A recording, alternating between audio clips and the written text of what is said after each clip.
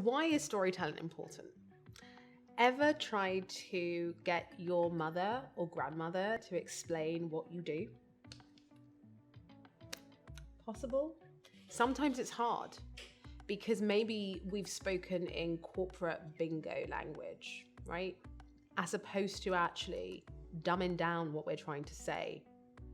And I think the reason why it may be hard for them to articulate what we do is because we're not speaking in stories.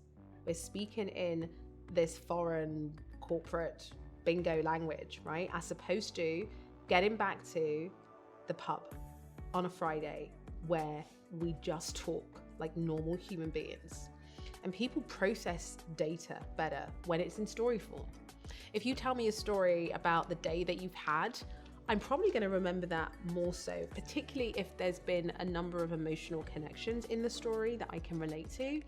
I'm probably going to remember that more so than your name, right? Imagine if you're networking at an event and there's hundreds of people there and you know no one, and you've met all these different people and you've heard some really interesting stories.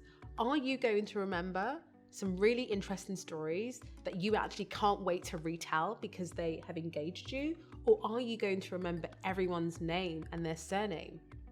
Probably the former. So people process information in stories.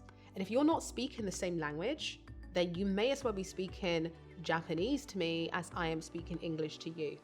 So with your consumers, the common language is stories. It's common anywhere, in any language, in any country.